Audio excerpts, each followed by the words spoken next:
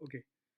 सो हमारा जो ये सेशन है वो एज पर योर रिक्वायरमेंट कि आपको सिर्फ अभी 3 प्लेटफॉर्म्स पे अपने आप को स्ट्रॉन्ग करना है। पहला प्लेटफॉर्म है AWS क्लाउड, दूसरा प्लेटफॉर्म है टेराफॉर्म और तीसरा प्लेटफॉर्म है सेल स्क्रिप्टिंग। ठीक है, जिसे लोग कई कई लोग बैश भी कहते हैं।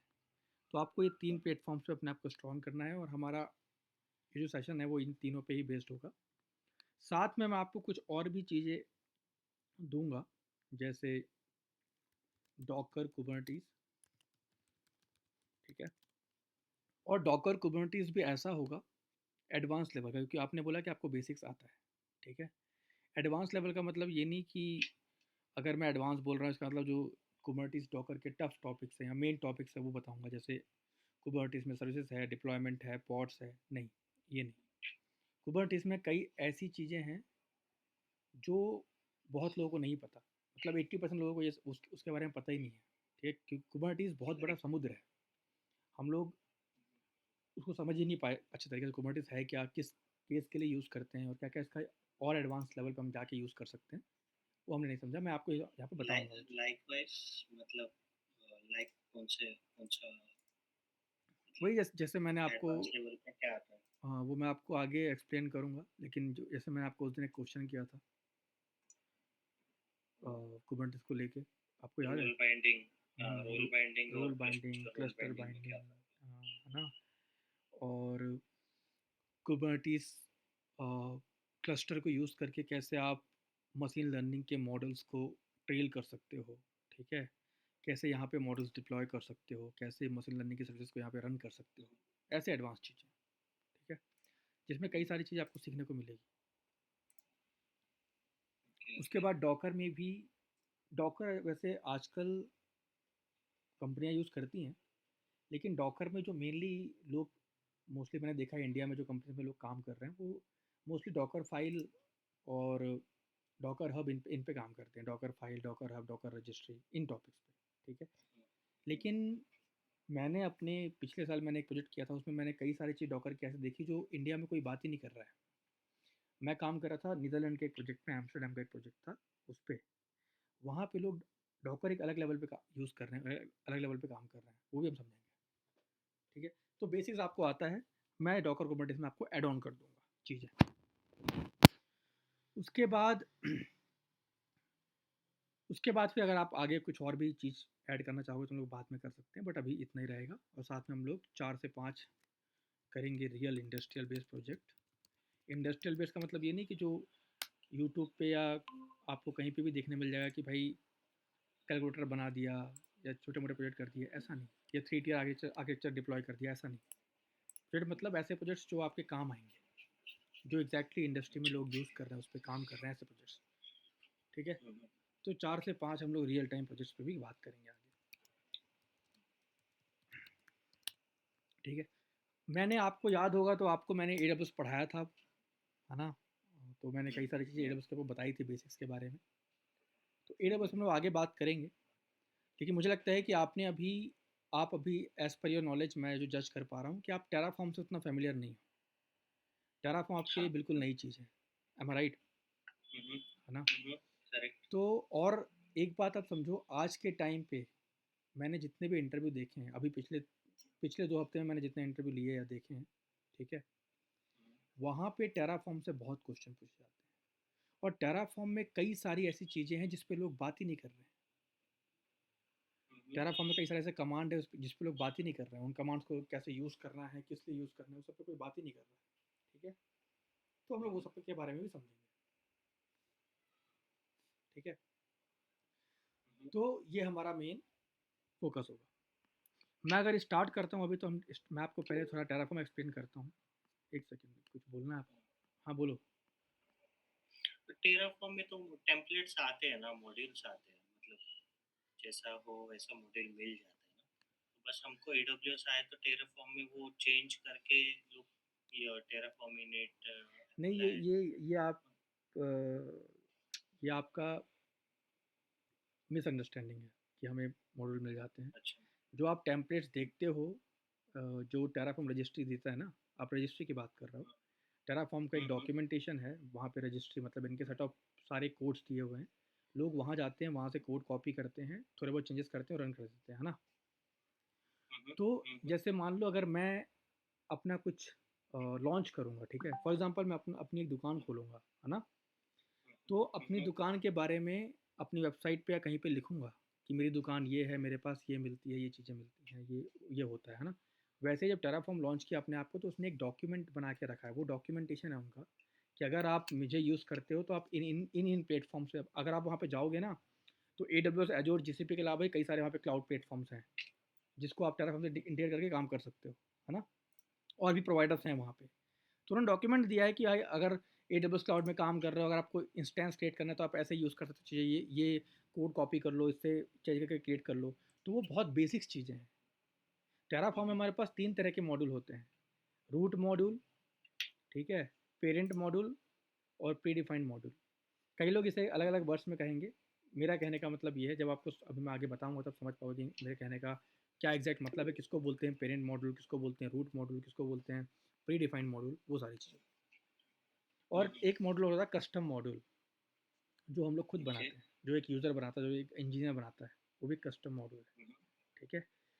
और मॉड्यूल्स को लोग जब यूज़ कर मतलब जब मॉड्यूल्स बना के रखते हैं, ठीक है, उसे कॉल करते हैं, तो आजकल कंपनीज में ऐसा नहीं होता कि आप जाके मैनुअली फिर टेराफॉर्म अप्लाई प्लान ये सब चीज़ें रन करोगे। लोग अगर जैसे मान लो मैं AWS क्लाउड में काम कर रहा हूँ, तो मैं code build, code pipeline, code deploy ये सब इंटीग्रेट कर दूंगा अपने गिटहब के साथ। तो जैसे ही मेरे गिटहब से नया कोड गिटहब में आया, ऑटोमेटिक प्रोसेस में रन हो जाएगा। तो ऐसे कई सारी चीज़ें यहाँ पर हम लोग आगे बात करेंगे, जिसमें गिटहब एक्शन को एक्सप्लेन करूँगा, गिटलैब को एक्सप्लेन करूँगा। Okay, can you cover MLOps? MLOps की अगर मैं बात करूँ, देखो MLOps जो मेरी सीरीज़ है उसमें बहुत टाइम लगेगा आपको सीखने में। MLOps में बहुत सारी चीज़ें होती हैं, 2-3 महीने, ठीक है। आपके पास टाइम कम है, अभी आप दो बेंच तीन पे महीने हो, आपके पास 1 महीना ही है। तो 1 महीने के लेवल पे जो भी चीज़ें MLOps में कवर की जाएगी मैं कर दूँगा। आपको इतना बता ओके, दूंगा कि आप MLOps से फेमिलियर हो जाओ कि हाँ ये है MLOps। कभी सीखने का मन करा ओके, पता होगा कि हाँ ये सीखना है, ये करना है, ये काम होता है, वो मैं आपको गाइड कर दूंगा, एक्सप्लेन कर दूंगा 1-2 क्लास लेके, ठीक है। उससे कोई दिक्कत नहीं। और और हम लोग मेन फोकस जो हमारा होगा, क्योंकि आप अभी SRE प्लेटफॉर्म पे ट्राई करोगे, है ना, SRE या फिर डेवऑप्स, DevOps। जब आप इनका इंटरव्यू देने जाओगे तो जैसे मैंने बताया टेराफॉर्म से बहुत क्वेश्चंस आते हैं, टेराफॉर्म में बहुत सारी चीज़ें हैं, ठीक है। हम लोग उन सब पे बात करेंगे। टेराफॉर्म में ऐसे ऐसे कंसेप्ट हैं जो लोगों को पता ही नहीं है, मैंने इंटरव्यू में देखा, मैं लेता भी हूँ, मैंने सुना भी, ठीक है। तो समझ में आया कि यार, मुझे जब मैं वो चीज़ें आता था, मुझे जब मैं पढ़ता था तो मुझे लगता था कि यार ये चीज़ें इतनी इंपॉर्टेंट नहीं होगी। लेकिन जब उसका यूज़ केस मैंने इंटरव्यू में देते हुए और कंपनी में काम करते हुए देखा, तो बहुत बड़ा यूज़ केस है उन चीज़ों का, उन छोटे छोटे ऑप्शंस का, टॉपिक्स का, ठीक है, वो सब पे बात करेंगे। टेराफॉर्म में जो सबसे मेन मैं बोलूँ पॉइंट है या मेन टॉपिक है, वो है टेराफॉर्म स्टेट मैनेजमेंट, ठीक है। जो TF स्टेट फाइल बनती है, टेराफॉर्म में एक फाइल बनती है TF स्टेट करके, ठीक है, वो मेन कंसेप्ट है। अब TF स्टेट फाइल ही एक ऐसा टॉपिक है टेराफॉर्म का जिसमें आप चाहो तो 20 दिन दे सकते हो, इतना बड़ा टॉपिक है वो। लेकिन हम लोग जो मार्केट में लोग हैं या जो भी हम लोग यहाँ से पढ़ते हैं, वहाँ पे उतना डिटेल में बताया नहीं गया है। मैं आपको वो चीज़ें बताऊँगा, ठीक है। तो ऐसा पूरा वो रहेगा सीन। मैं आपको थोड़ा एक्सप्लेन करता हूँ टेराफॉर्म के बारे में पहले, ठीक है, कि टेराफॉर्म क्या है, कैसे वर्क करता है, कब आया, कैसे नहीं आया, वो सारी चीज़ें। उसके बाद हम लोग फिर आगे बढ़ेंगे। अगर मैं बात करूँ टेराफॉर्म की, तो टेराफॉर्म AWS क्या, बोलो बोलो। AWS क्लाउड में कौन से पॉइंट कवर हो गए, ऑटो स्केलिंग वगैरह जो ये कॉन्सेप्ट्स है बेसिक्स अंदर? हैं, ये तो आप मैंने आपको पढ़ाया है पहले ना। अगर आपको करना है मतलब तो मैं आपको लोड HA, बैलेंसिंग, हाँ नेटवर्क लोड। HA और फॉल्ट टॉलरेंस, कई सारी चीज़ें हैं इसमें, ठीक है, तो आपको एक्सप्लेन कर दूंगा। HA के अंदर आता है आपका ये लोड बैलेंसिंग और ऑटो स्केलिंग, ये सारी चीज़ें हाई अवेलेबिलिटी के अंदर, ठीक है। कि अगर मेरी एक मशीन पे साइट चल रही है, अगर वो मशीन पे लोड हो गया तो क्या आगे, क्या कैसे मैनेज करूँगा, उसके लोग लोड बैलेंसर इंप्लीमेंट करते हैं। अब लोड बैलेंसर 4 तरह के होते हैं AWS में, एक तो अब नहीं है क्लासिक लोड बैलेंसर, बाकी 3 है वहाँ पे। नेटवर्क एप्लीकेशन गेटवे और application load balancer, network load balancer और एक गेटवे लोड बैलेंसर, ये 3 वहाँ पे अभी भी हैं, वो एक्सप्लेन कर दूंगा। ऑटो स्केलिंग में हम लोग 2 तरह की स्केलिंग करते हैं, वर्टिकल एंड हॉरिजॉन्टल, ठीक है। उसके बारे में एक्सप्लेन करूँगा, क्या होता है वर्टिकल, क्या होता है हॉरिजॉन्टल, ठीक है। और लॉन्च टेम्पलेट आजकल लोग यूज़ करते हैं ऑटो स्केलिंग के लिए। पहले हमारे पास लॉन्च कॉन्फ़िगरेशन था AWS में, अब उन्होंने हटा दिया, अब लॉन्च टेम्पलेट है। कैसे लॉन्च टेम्पलेट बनाते हैं, कैसे ऑटो स्केलिंग उस पर इंप्लीमेंट करते हैं, सारी चीज़ें बताऊँगा आपको, ठीक है। उसके बाद AWS में हम लोग बात करेंगे VPC के ऊपर, नेटवर्किंग, वर्चुअल प्राइवेट क्लाउड, ठीक है। अब VPC एक ऐसा टॉपिक है जिसमें अगर आप समझने बैठो तो बहुत सारी चीज़ें हैं। याद करो जब मैंने आपको बताया था वो प्रोजेक्ट जो मैं आपने मेरी क्लास ली थी, वहाँ पे मैंने क्या बताया था, सिंपल VPC कैसे क्रिएट करते हैं, सबनेट्स कैसे क्रिएट करते हैं, पब्लिक प्राइवेट कैसे बाहर निकालते हैं, route table, net gateway, inter gateway, बस इतने मैंने बताया है ना। लेकिन इसके अलावा भी बहुत सारी चीज़ें हैं जो आपको समझनी पड़ेगी VPC में, ठीक है। उसके बाद IEM में बहुत सारी चीज़ें हैं, ठीक है, कस्टम पॉलिसीज जनरेट करना, और IEM एक्सेस एनालाइजर है, ठीक है, उसमें मतलब कैसे मैं आप इंटरव्यू के लिए जाता हूँ ना, हाँ तो AWS का नॉलेज मेरा वही चेक करते हैं कि permissions as a senior engineer, मतलब एक हाँ तो चेक करते हैं मॉनिटरिंग में, क्योंकि बना बनाया सेटअप रहता है, हाँ, तो उनको एक्सपेक्टेड रहता है कि और स्मूथ कैसा मॉनिटरिंग हो जाए, अगर देखो कोई 2 देरी से फ़र्क होता है। डाउन टाइम एरर हो जाए। अगर आप इंडिया में इंटरव्यू दोगे ना, हम्म, तो जो इंटरव्यू ले रहा होगा वो अपने टीम के बेनिफिट्स से आपको बेनिफिट्स देख के आपका इंटरव्यू नहीं लेता।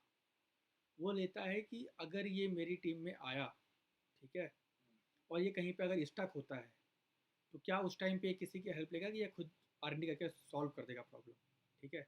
इसीलिए वो उन टॉपिक से क्वेश्चन पूछता है जहाँ पे आप खुद काम करते हो, जहाँ पे आप कस्टम बैठ के चीज़ें बना रहे होते हो। जैसे पॉलिसीज आपने बोला है ना, परमिशंस बोला, वहाँ पे आपको पता होता है कि भाई इसको ये परमिशन असाइन, जैसे मान लो किसी को हमें चाहते हैं कि भाई उसको हम काम कराएं S3 पे, आपको पता है कि S3 का परमिशन दूंगा, है ना। अब वो बोलेगा कि भाई मेरे को कस्टम पॉलिसी क्रिएट करनी है, तो कैसे क्रिएट करोगे, वो सारे क्वेश्चन पूछेगा। वो आपको बोलेगा कि भाई मान लो हमारे पास 2 क्लाइंट है, एक क्लाइंट A, एक क्लाइंट B, ठीक है, दोनों का अलग अलग AWS अकाउंट है। कल को क्लाइंट A वाले अकाउंट में कुछ चीज़ क्रिएट करनी है और आप अकाउंट B के मतलब पार्ट हो, आपको अकाउंट A में काम करना है, तो आप क्या कंसेप्ट इंप्लीमेंट करोगे कि आप अपने अकाउंट B से स्विच करके A में जाओ, काम करके फिर वापस अपने अकाउंट में आ जाओ, है ना। उसके लिए क्या प्रोसेस इंप्लीमेंट करोगे, तो वो सब बताना पड़ता है आपको। स्विच रोल कंसेप्ट होता है वहाँ पे, ठीक है। स्विच यूज़र पॉलिसीज क्रिएट करनी पड़ती है, बहुत सारी चीज़ें। तो IEM से क्वेश्चन हमेशा इंटरव्यू में पूछा जाएगा अगर आप AWS में इंटरव्यू दे रहे हो। IEM हो गया, VPC हो गया, S3 हो गया, ठीक है। अब S3 में ये नहीं कि बकेट कैसे क्रिएट करते हैं, अपलोड कैसे करते हैं। S3 में वो पूछते हैं लाइफ साइकिल रूल, ठीक है, कि लाइफ साइकिल रूल क्या है S3 का, S3 और EBS में क्या डिफरेंस है, ऐसे क्वेश्चन पूछते हैं वो। तो हम इन सब पे बात करेंगे। RDS पे बात करेंगे, रिलेशनल डेटाबेस सर्विस, ठीक है। फिर इलास्टिक बीन स्टॉक है, लैम्डा है, कई सारी चीज़ें जो इंटरव्यू में पूछी जाती है AWS से, और ये सारी चीज़ें हम लोग कवर करेंगे एज अ प्रोजेक्ट। हर चीज़ को लेके कोई एक प्रोजेक्ट इंप्लीमेंट करेंगे। इलास्टिक बीन स्टॉक क्या है, एक सर्वरलेस कंप्यूटिंग है, ठीक है, AWS का। इलास्टिक बीन स्टॉक है, लैम्डा है, ये सारे उसी लेवल के सर्विसेज हैं, उस पर हम लोग बात करेंगे। EKS पे बात करेंगे, इलास्टिक कुबरनेटिस सर्विस, ECS पे बात करेंगे, ECR पे बात करेंगे। तो कई सारे सर्विस उसकी जिस पर हम लोग हमें बैठ के समझना पड़ेगा, जो इंटरव्यू के प्रोस्पेक्टिव से आपको हेल्प करेगी, ठीक है। लेकिन मैं आपको यही कहूँगा कि सिर्फ इंटरव्यू क्लियर करने के लिए मत पढ़ना, ऐसे पढ़ना कि आप सर्वाइव कर पाओ। मैंने कई लोगों का अभी रिसेंटली एक कैंडिडेट का इंटरव्यू निकाला मैंने, ठीक है, वो कंपनी ज्वाइन भी कर लिया। उसको मैंने हेल्प करा कि भाई क्या क्वेश्चन पूछते हैं, उसको मैंने गाइड किया, समझाया, पढ़ाया, सब उसको एक्सप्लेन किया, चीज़ें प्रोजेक्ट वगैरह कराए, सब कुछ हो गया। लेकिन उसने क्या पढ़ा, उसने बस क्या दिमाग में माइंड में रखा कि मुझे इंटरव्यू निकालना है, तो उस लेवल पे वो पढ़ते गया, बस बेसिक्स ऊपर ऊपर की चीज़ नॉलेज रखा और इंटरव्यू निकाल भी लिया। लेकिन जब कंपनी में गया तो कंसेप्ट देख के वो हिल गया, सर्वाइव नहीं कर पा रहा है। बोल रहा है सर दोबारा पढ़ना पड़ेगा, पढ़ने का टाइम नहीं है, क्या करूँ क्या करूँ, है ना। तो ये सारी चीज़ें होती हैं, तो इसलिए आप जब अगर कुछ पढ़ोगे, जैसे अगर मैं आपको टेराफॉर्म छोड़ो, अगर आपको मैं AWS में IEM के बारे में बात कर रहा हूँ, तो मैं चाहूँगा कि अगर मैं आपको 1 घंटे क्लास दिया हूँ, तो आप उस पर 2 घंटे रिसर्च करो। आपके पास आपने भी बुक्स खरीदी हैं कुछ ऑनलाइन, आवाज़ आ रही क्या? सर ले ले ले लिए। हाँ, तो वो बुक्स पे बैठ के क्वेश्चंस निकालो, समझो, उससे क्वेश्चन नोट डाउन करो, मुझसे पूछो। तो 1 महीने में आपको इंटरव्यू लेवल पे तो देखो, इंटरव्यू लेवल पे आप रेडी हो जाओगे। मेन होता है नॉलेज, नॉलेज रख लो, आप इंटरव्यू ऐसे निकाल लोगे यार। अगर मैं अपने घर में किसी कुक को हायर करूँगा, कुक मतलब कोई काम खाना बनाने वाला बंदा, ठीक है, तो मैं क्या उससे ये नहीं पूछूंगा कि भाई तू कहाँ रहता है, क्या करता है, खाना बना लेगा। मैं उससे पूछूंगा कि कैसे बनाएगा, क्या कंसेप्ट यूज़ करता है, हमारे पास 6 मेंबर हैं, कैसे क्या करेगा, उससे पूछूंगा। अगर वो बता पाएगा मतलब उसके पास नॉलेज है, उसको पता है कि अगर 5 लोग हैं और 2 रोटी खाते हैं तो मैं इतना आटा ही गूंदूंगा कि उतने 5 लोगों की रोटी बन जाए, है ना।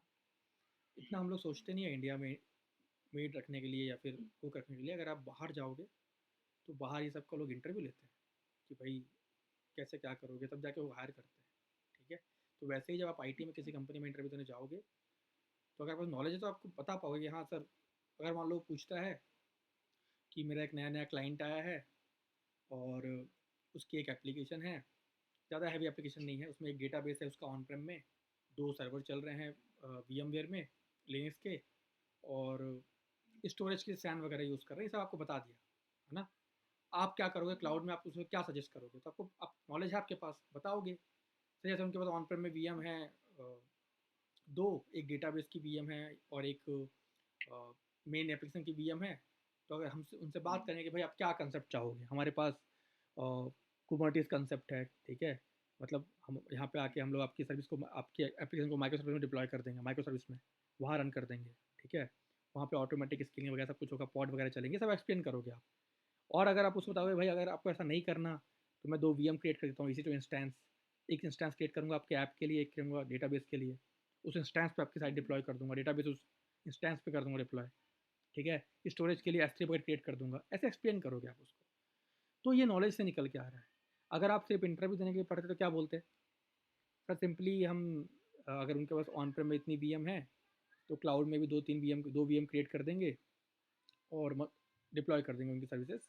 और डेटाबेस के लिए तो VM है, स्टोरेज के लिए हम लोग S3 वगैरह इंप्लीमेंट कर देंगे, बस इतना कर देंगे, हो गया काम। ऐसा नहीं, आपको डिटेल में एक्सप्लेन करना है कि सर मैं एक VPC क्रिएट करूँगा, उसमें 2 सबनेट क्रिएट करूँगा, एक पब्लिक होगा एक प्राइवेट होगा। पब्लिक वाला होगा मेरे एप्लीकेशन सर्वर के लिए, प्राइवेट वाला होगा मेरे डेटाबेस के लिए, क्योंकि डेटाबेस प्राइवेट होता है। तो ऐसा एक्सप्लेन करोगे चीज़ों को, मैं वो बता रहा हूँ आपको, ठीक है। तो नॉलेज के लिए पढ़ना है, इंटरव्यू के लिए नहीं, है ना।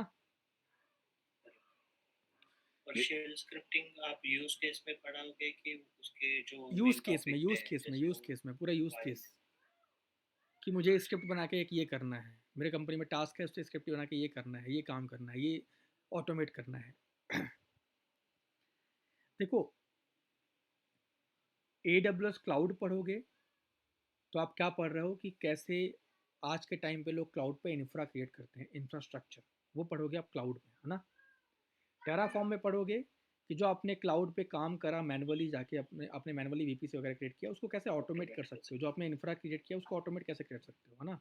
इंफ्रा में ऑटोमेशन कैसे कर सकते हो टेराफॉर्म को यूज़ करके, वो सीखोगे टेराफॉर्म में। स्क्रिप्टिंग में कैसे क्या सीखोगे, स्क्रिप्टिंग में सीखोगे कि कैसे मैं टास्क को ऑटोमेट कर सकता हूँ, मतलब जो आप कॉन्फ़िगरेशन करोगे उसको ऑटोमेट करने के लिए आप स्क्रिप्टिंग यूज़ करोगे, ठीक है।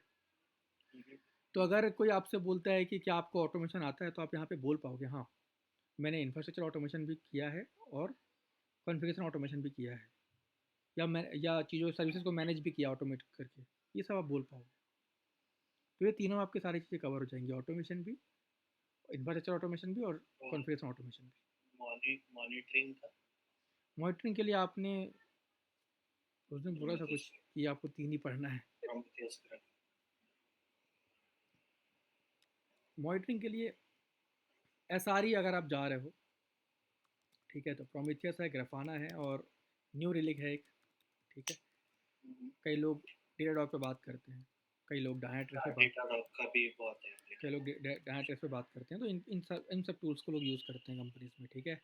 लॉगिंग के लिए लोग यूज़ करते हैं किबाना या फिर स्प्लंक, ये सब मुझे यूज़ करते कैसे पूछते पता है इसमें कुछ अलर्ट्स है तो आप ग्राफाना की क्यूरी कैसे लिखोगे, ग्राफ कैसे सेटअप करोगे, प्रोमीथियस में मैट्रिक्स कौन से और उनसे डिफाइन तरीके से अच्छे से यूज कर सकते हो अगर आपको और monitoring smooth line stream line करना है। ऐसे क्वेश्चंस आते हैं। हाँ वही है। कुबरनेट का कोई पूछते नहीं है, कुबरनेट के टेक्नोलॉजी जो आते हैं वो नहीं पूछते। एसआरई में तो यही पूछ रहे होते हैं, ऑटोमेशन देखो कैसे एसआरई करो। में मैं आपको उसमें बताया था ना कि डेवऑप्स में क्या फ़र्क है और एसआरई में क्या फ़र्क है। एसआरई में चीज़ें बन चुकी है, इम्प्लीमेंट हो चुकी है ना। अब आपको उस बनी बनाई चीज़ों को मॉनिटर करना है, सही तरीके से चलाना है, कुछ भी प्रॉब्लम ना है, कहीं पे भी कुछ पाइपलाइन ना फटे जब डिप्लॉयमेंट हो तो लॉगिंग वगैरह मैनेज करना, ये सब काम होता है एसआरई वालों। ठीक है, मतलब आप ये समझो कि बिल्डर ने बनाया एक पूरा फ्लैट रेडी किया एक पूरे एरिया में, है ना। वो बिल्डर ने बनाया था। अब मैनेज कौन करेगा? वो जो सोसाइटी में वो सेक्रेटरी होगा वो मैनेज कर रहा होगा, है ना उसको। तो एसआरई वो सेक्रेटरी होता है जो मैनेज कर रहा होता है। आज पानी आया कि नहीं, कहाँ क्या प्रॉब्लम है, आज लाइट है कि नहीं, कहाँ क्या प्रॉब्लम है, मेंटेनेंस लेना, लोगों से मेंटेनेंस सब कुछ मेंटेन करना, वो है एसआरई का काम। और जो बिल्डर बना के गया है वो काम था डेवलपमेंट और डेवऑप्स वालों बंदों का। उन्होंने सब कुछ किया। तो ये फ़र्क है डेवऑप्स और एसआरई में। लेकिन एक एसआरई वाला बंदा सिर्फ एसआरई वाला काम कर पाएगा, लेकिन एक डेवऑप्स वाला बंदा वो एसआरई वाला काम भी कर लेगा। इसलिए बोलते हैं डेवऑप्स एकदम डिफरेंट है। तो अगर आप ये चीज़ें पढ़ रहे हो तो अपने आपको एक डेवऑप्स इंजीनियर क्रिएट करना है। डेवऑप्स कोई जॉब प्रोफाइल नहीं है, सॉरी डेवऑप्स कोई कोर्स नहीं है, कोई टूल नहीं है, जॉब प्रोफाइल है। ठीक है, लेकिन एक डेवऑप्स में कई सारी चीज़ें आती हैं। डेवऑप्स में रिस्पॉन्सिबिलिटी आती है, आपको एक रिस्पॉन्सिबल इंजीनियर बनना पड़ता है डेवऑप्स के लिए। हर एक पॉइंट पे आपको कवर करना पड़ेगा चीज़ें, हर पॉइंट पे आपको देखना पड़ेगा। आपको डिप्लॉयमेंट भी आना चाहिए, आपको मॉनिटरिंग भी आना चाहिए, आपको टेस्टिंग भी आना चाहिए, आपको ऑटोमेशन भी आना चाहिए, आपको इंफ्रास्ट्रक्चर क्रिएट करते भी आना चाहिए, आपको लॉगिंग इम्प्लीमेंट करते और मैनेज करते आना चाहिए। ठीक है, आपको मोनोलिथिक और माइक्रो सर्विस दोनों पे काम करते आना चाहिए। ये सब चीज़ें होता है डेवऑप्स में। सब पे हम लोग बात करेंगे। ठीक है, तो हम लोग स्टार्ट करेंगे AWS से पहले, है ना। मैं सोचा टेराफॉर्म स्टार्ट करूँ, लेकिन आप अभी आपका AWS क्लाउड में बहुत सारे कंसेप्ट बचे हुए हैं। मुझे लगा आपको बेसिक आता होगा, लेकिन ठीक है अगर आप बेसिक आप मुझे बोलोगे 3 टायर आर्किटेक्चर क्रिएट करके दिखाओ तो मैं कर यार दूंगा। ये देखो, ये 3 tier आर्किटेक्चर एक वो तो बहुत बेसिक हो बहुत ही गया। पुरानी चीज़ हो गई है। उस बट अभी आईएम की सर्विस उसके क्वेश्चंस, हाँ, क्योंकि एडब्ल्यूएस के इंटरव्यू तो मैंने अगर आप दिए ही नहीं। ये लेके अगर आप कहीं इंटरव्यू देने जाते हो, पढ़ने जाते हो, तो नहीं हो पाएगी चीज़ें, पॉसिबल ही नहीं है। क्योंकि ये जो 3 tier आर्किटेक्चर की बात करते हैं ना, ये बहुत ही पुराना मेथड है। तब हमारे पास उस टाइम पे ये EKS वीकेएस नहीं आए थे क्लाउड के। जब ये आया था ना, जो अगर 2013-14 की बात करूँ, तब लोग यूज़ करते थे ये 3 tier आर्किटेक्चर, कि भाई VM क्रिएट कर दो। ठीक है, उसमें 3 tier आर्किटेक्चर क्या होता है, लेयर होती है, लेयर को बोलते हैं 3 tier आर्किटेक्चर। मतलब 3 tier हैं, उसमें 3 लेयर हैं, एप्लीकेशन, डेटाबेस और भी कई सारी लेयर्स होती हैं। ठीक है, उसको बोलते हैं 3 tier आर्किटेक्चर। तो उस लेयर पे काम करना। अब उस लेयर के लिए क्या हुआ, 3 लेयर बना दिया कि ये डेटाबेस लेयर है, ये एप्लीकेशन लेयर है, और ये वेब सर्वर लेयर है, जो भी लेयर होगी वो 3 लेयर बना दिया। उसके बेस पे देखिए क्लाउड में सर्विस कौन सी है वो इम्प्लीमेंट कर दी है। जैसे एप्लीकेशन के लिए हमारे पास EC2 इंस्टेंस है, वो क्रिएट कर दिए, वहाँ पे जो भी डिपेंडेंसी है वो इंस्टॉल कर दिए, और फिर डिप्लॉय कर दिए कोड को, तो एप्लीकेशन वहाँ पे इंस्टॉल हो गया, मतलब डिप्लॉय हो गई। ये अमेजोन बैकएंड में क्या यूज करते हैं? अपना अमेजोन का जो सेल्स का ऐप है, हम्म। उनका एडब्ल्यूएस का ऑटो स्केलिंग है, EC2 बने हुए कि कुबरनेटिस के क्लस्टर है EKS के? अमेजोन की किसकी बात कर रहे हो, AWS की बात कर रहे हो? एप्लीकेशन के, अपना सेल्स वाला एप्लीकेशन, शॉपिंग जो आपके जो इनकी अमेजोन की साइट चल रही है, हाँ हाँ, मोबाइल में भी एप्लीकेशन। इनमें जो भी आप वो देखते हो ना मीडिया, जो आपको साइट पे बगल में वीडियोस आ रहे होते हैं जिस पे साउंड नहीं होता, बस वो चल वीडियो। रहे होते हैं, है ना। जो इमेजेस आ रहे होते हैं वो सब कुछ S3 बकेट पे स्टोर है। ठीक है, अच्छा। और जो साइट चल रही है वो चल रही है इनकी ECS पे, इलास्टिक कंटेनर ECS। सर्विस पे। ठीक है, अभी इन्होंने मूव किया है। कभी भी देखना, नवंबर दिसंबर के बीच में इन लोग मेंटेनेंस करते हैं अपनी साइट की, और ये ऐसे करते हैं जीरो डाउन टाइम में, क्योंकि उन लोग का अप्रोच फॉलो करते हैं। और इनका अप्रोच क्या होता है, ब्लू एंड ग्रीन डिप्लॉयमेंट। मतलब इनका पुराना एक सेटअप चल रहा है, एक नया बनाया, एक लोड बैलेंसर बीच में लगाया और ट्रैफिक राउट कर दी, ठीक है। तो उन लोग काम करते हैं किस पे, डेटाबेस के लिए उन लोग डायनामो डीबी और ये आरडीएस वगैरह यूज़ कर रहे हैं, ठीक है। और इनके पास लार्ज अमाउंट ऑफ डेटा होता है, तो इन लोग ये मशीन लर्निंग कंसेप्ट भी यूज़ करते हैं, जहाँ पे इन लोग A W S says maker, ठीक है, ये सब चीज़ें यूज़ कर रहे होते हैं। और जुपिटर स्क्रिप्ट वगैरह लिखते हैं, बहुत सारी चीज़ें होती हैं इनके बैकएंड में अगर आप समझोगे तो। और इनकी जो साइट चलती है वो ECS पे चल रही होती है, ठीक है। मॉनिटरिंग वगैरह ये अपने प्लेटफॉर्म पे ही करते हैं लोग, कोई थर्ड पार्टी प्लेटफॉर्म पे मॉनिटरिंग नहीं करते। इवन आप अगर बात करूँ तो जो आपने सुना नेटफ्लिक्स, नेटफ्लिक्स भी AWS पे डिप्लॉय है।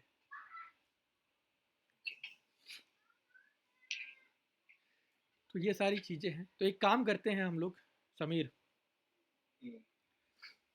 हम लोग स्टार्ट करते हैं AWS से, ठीक है। फिर चलेंगे टेराफॉर्म में, फिर स्क्रिप्टिंग पे, फिर डॉकर कुबरनेटिस पे, फिर मॉनिटरिंग पे, ओके। फिर प्रोजेक्ट्स पे, ठीक है। अब ये जो चीज़ें हैं ये AWS स्टार्टिंग हम लोग कल से करेंगे, ठीक है। मैं पूरा बेसिक से आपको बताऊंगा, पहले इंट्रो वगैरह, फिर आगे बढ़ेंगे। और कल की टाइमिंग हम लोग दिन में रखेंगे, रात को पॉसिबल नहीं होता है, देखो अभी मेरी ऑफिस चल रही है, आज तो चलो मैंने फर्स्ट डे था आपको बुला लिया, कल से 1 तारीख है, मैं आपको एक टाइम फिक्स कर दूंगा, उस टाइम पे आप आ जाया करना, ठीक है। ओके, कौन से टाइम का आप फ्री रहता? दिन में मैं बता दूंगा आपको। Second day, second half. Okay. Second half ही, क्योंकि मैं सुबह 4 बजे तक तो मेरी ऑफिस चल रही होती है। अच्छा, दोपहर को उधर मॉर्निंग होती है, अर्ली मॉर्निंग।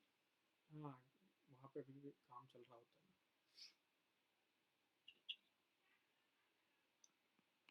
ठीक है समीर, कल मिलते हैं हम लोग, टाइम बता दूंगा आपको मैं, ठीक है। चलेगा ठीक है, सर। ओके। रिकॉर्डिंग मैंने कर लिया, आपको रिकॉर्डिंग भेज ओके। दूंगा। ओके।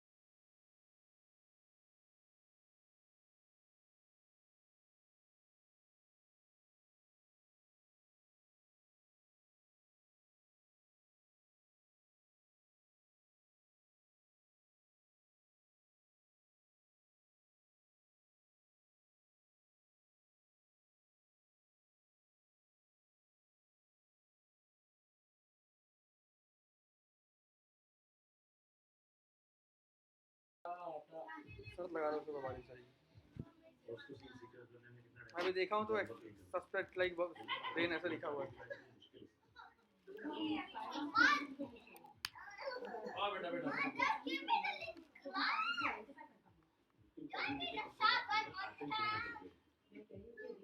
गोलगप्पे नहीं खाओगे? गोलगप्पे गोलगप्पे नहीं खाओगे? अरे यार तुम दोनों दोनों बहन है ना यार, तो भाई का नाम लिया।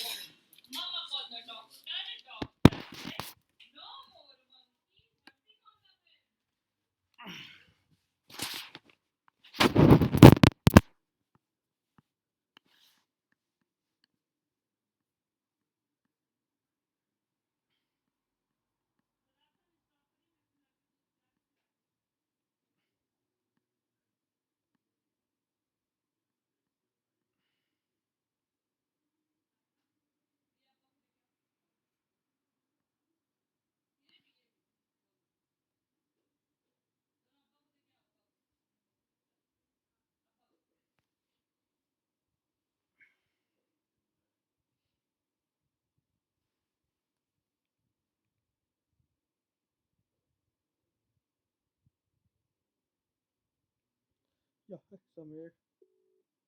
Hey, Samir.